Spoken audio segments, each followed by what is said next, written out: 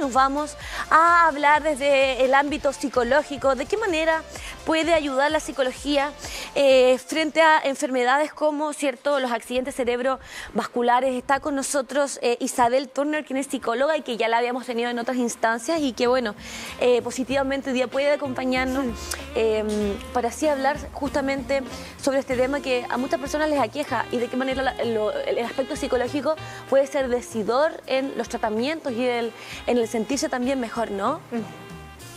No sé por dónde partir porque son tantas las cosas que podemos hablar. Sí. Al primero, escuchando al médico y escuchando al kinesiólogo, repetían los mismos factores de riesgo, que es el sedentarismo, el sobrepeso, los triglicéridos. Y estamos en una etapa donde pasa el estallido social y nos volvimos más sedentarios, más de estar en el computador, claro, menos movimiento. Con menos espacio también para poder movernos, para de repente hacer actividades físicas a toda hora, porque obviamente esa pandemia nos hacía que solamente en algunos momentos del día pudiésemos salir. Entonces, exacto, claramente las cifras fueron mucho más alarmantes que anterior a la pandemia, ¿no? Sí, y muchos subieron de peso, claro, por la ansiedad que generaba. Entonces, los criterios como premórbidos, que se podrían decir, ya estaban como subiendo. De manera particular me llamó la atención que de los pacientes que he tenido hay varios que son más jóvenes. O sea, unos, cierto que desde los 55 para arriba, claro, hay ese más es como riesgo. el rango de edad más común. Sí, lo que me ha tocado ver es que hay gente de 30, 40 que van por la misma, o sea, están con la misma situación. Eso quiere decir que estamos realmente teniendo una vida sedentaria donde el autocuidado está desapareciendo. Sí. ¿Qué te parecen estas instancias deportivas, por ejemplo, que congrega a la familia, la corrida Cuatro Lagunas, que vamos a poder disfrutarla, ¿cierto?, mediante inscripciones gratuitas? ¿Qué justamente es lo positivo de poder generar estas instancias familiares donde todos podamos formar parte y donde justamente exista esa posibilidad de todos en conjunto disfrutar de la vida saludable? Son instancias buenísimas, primero porque son gratuitas, segundo porque es para toda la familia y porque en especial los niños y los jóvenes aprenden imitando conducta. Entonces, exacto, si mis papás están haciendo una vida saludable, yo lo copio y probablemente después voy a tener una vida saludable donde, claro, también me va a gustar el deporte, porque es algo que hacía con mis papás cuando era chico, claro, o porque es algo que me va a traer un buen recuerdo. Entonces, estas instancias son buenísimas para prevención. Claro, y es un tema recurrente que también hemos ido hablando con los especialistas anteriores, donde, como tú misma dices, nosotros con el ejemplo hacemos que nuestros hijos tengan una conducta que sea fluida, que sea orgánica, porque si es que nosotros somos sedentarios, comemos mucha comida chatarra, es difícil que los niños puedan, a través solamente del decir, no, esto no se come, aprenderlo. No, porque finalmente es algo que tiene que ver con la práctica, con un desarrollo que sea obviamente lo más orgánico posible para que realmente funcione, ¿no? La conducta es la que se imita, no las palabras. Exactamente. Y de repente hay una vida saludable en lo teórico, pero al visualizar las casas están llenas de galletas, golosinas, entonces los niños tienen acceso a lo que es normal para ellos. Y ahí somos los adultos los responsables de qué estamos entregando, qué conductas a imitar estamos entregando y cuáles son las cosas que ellos pueden alcanzar. Desde ahí ya hay una instancia donde yo puedo generar lo que se llama autocuidado, que tenemos muy poco. Entonces, como nos cuesta querernos un poquito, nos cuesta tener esta autoestima buena y cuidarnos, desde ahí ya partimos mal. Porque como no nos cuidamos y vivimos esta vida sedentaria, con sobrepeso, nos vemos nuestro cuerpo como algo lindo que tenemos que cuidar. Nos lo vemos como nuestra herramienta de vida, o sea, es lo que nos representa, gracias a él vivimos. Entonces, claro, cómo generar esa conciencia que nos hace querernos, que nos hace cuidarnos y que nos hace valorar también lo que es nuestra vida. Sí. Porque obviamente no hay una valoración hasta que efectivamente pasa algo como un accidente tal, ¿no? Sí. Entonces, ¿cómo poder prevenir y poder tomar conciencia de nuestro cuidado antes de que ocurra? En psicología hay pocos estudios actualizados, ¿ya?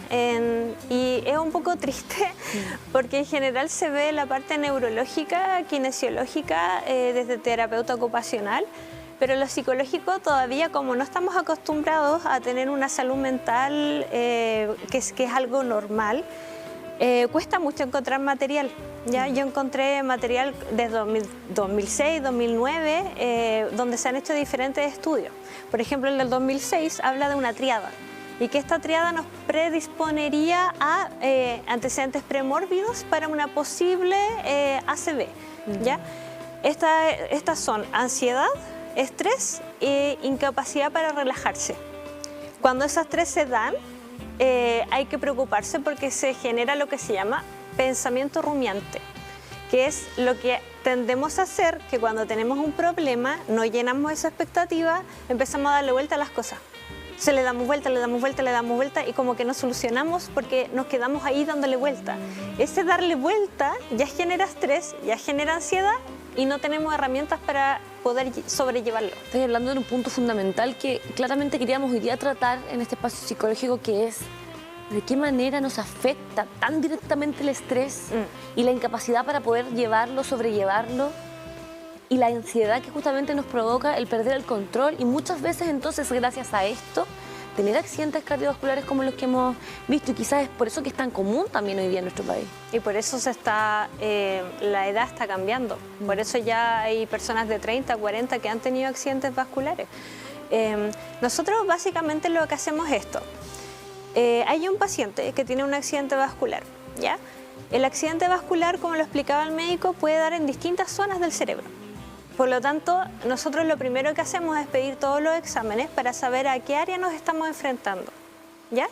Por ejemplo, si el accidente vascular fue en el área del lenguaje, se pueden producir lo que se llama afasias, ¿ya? Eso quiere decir que a mí me da un accidente vascular y yo quedo sin habla.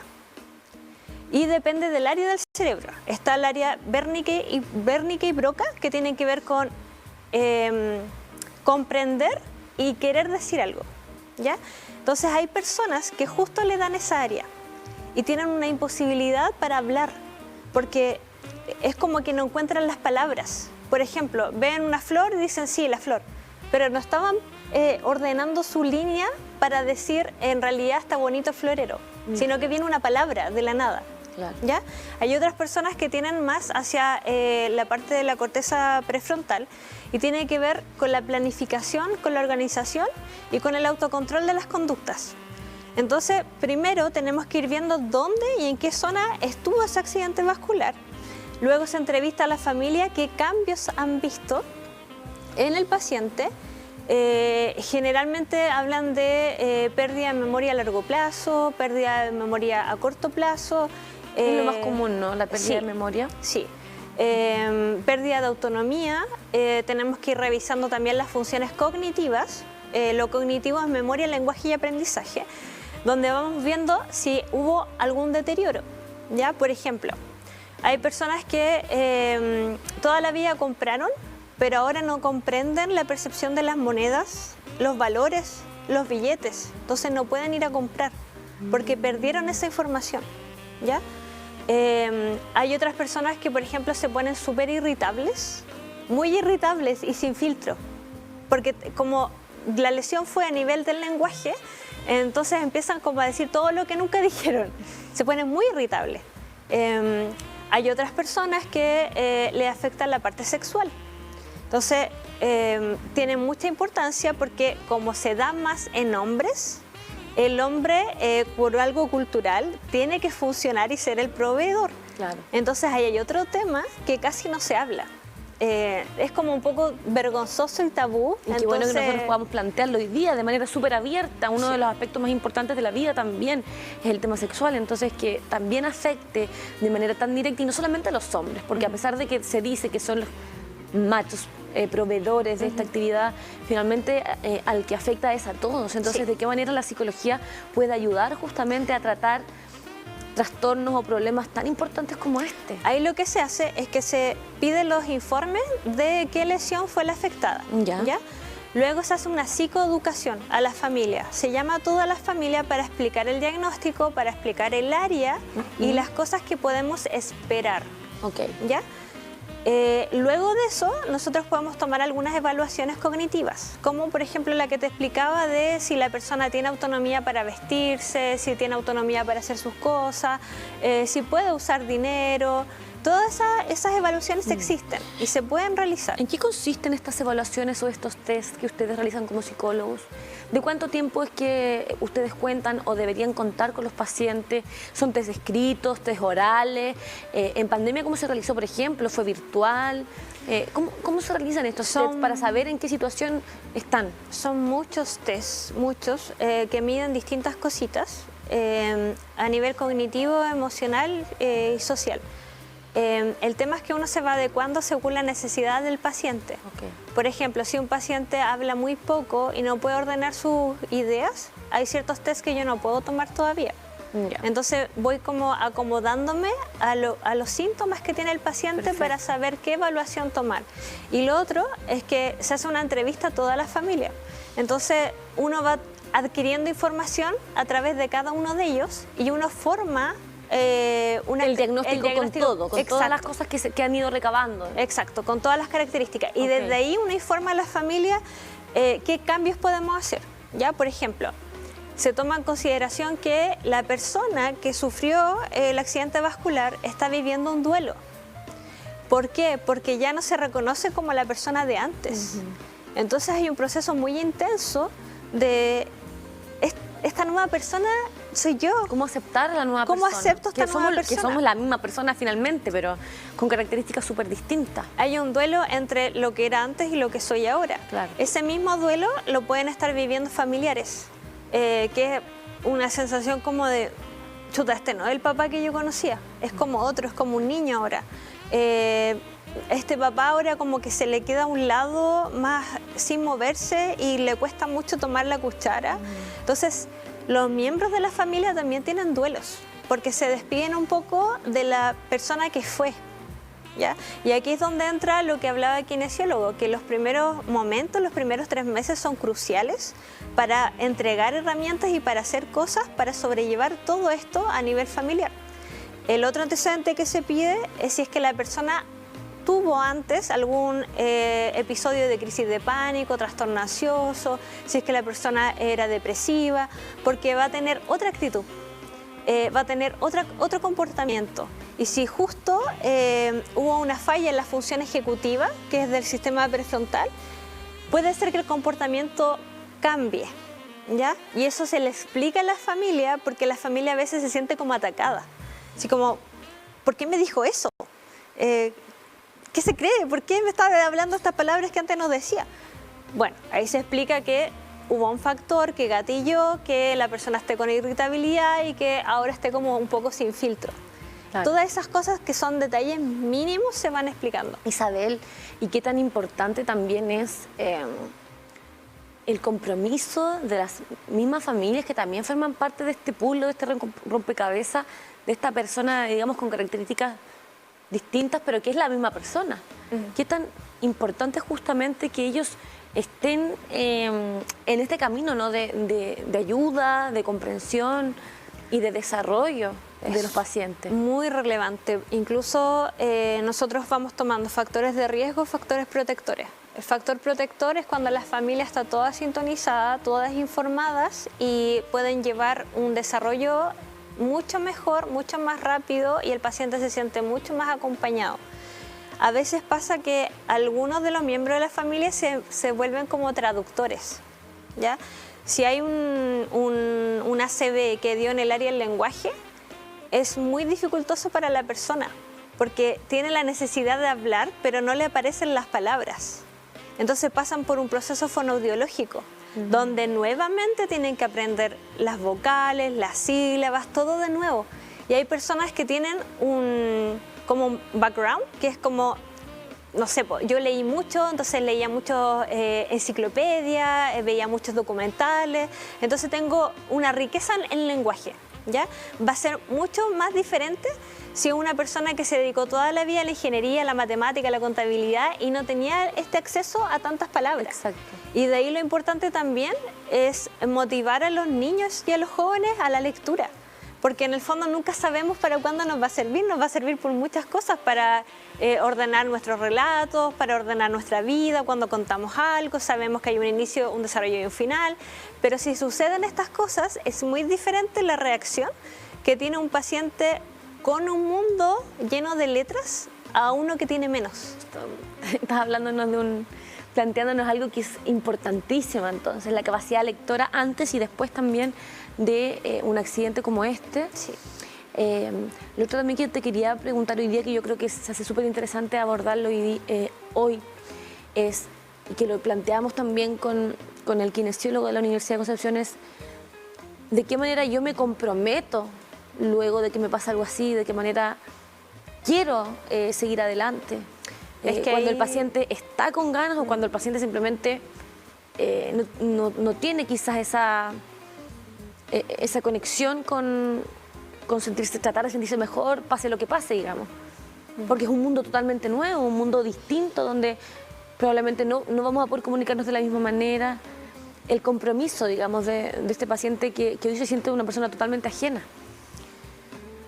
En la entrevista que se le hace a la familia, si es que hay antecedentes de ansiedad o de depresión, suele pasar que las personas que están con un cuadro depresivo desde antes tienden a bajarse muchísimo y no quieren hacer nada, ¿ya?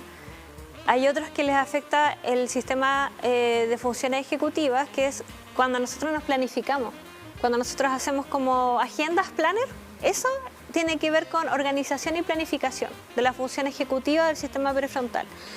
Si pasa algo ahí, también se pierden. Es como, ¿y por qué tengo que hacer esto ahora? ¿No me tocaba otra cosa? Estoy como perdido, ¿por qué tengo que salir ahora? Entonces, ahí es elemental explicarle a la familia que tengan una rutina donde él la pueda ver y le haga sentido lo que le toca ahora, ¿ya? También hay características ansiosas donde ya quiero estar luego pronto, luego sano, quiero mejorarme ahora ya. Por lo tanto, yo voy a tener distintas reacciones según el perfil previo, ¿ya? Van a haber días que sale la irritabilidad y no quieren nada. Otros días se sienten como que empiezan de cero, que es volver a escribir incluso, porque se pierde en algunos la escritura, la parte motriz, que vuelve después, pero con mucho trabajo kinesiológico y de fonoaudiólogo. Entonces viene un desgaste que es esperable. Y ahí actúa la familia para tratar de decir, vamos para arriba, vamos todos juntos, te apoyamos. Sí, las terapias más reconocidas hoy día que acompañan la realidad de los accidentes vasculares. Las más conocidas son la sistémica familiar, sistémica vincular familiar, la cognitiva conductual. Esas son como las más conocidas, pero más que algún enfoque terapéutico, creo que uno se va a la emocionalidad de cada uno, a lo que puede aportar cada uno, y entre más elementos y características de toda la familia se pueden hacer más cosas, ¿ya?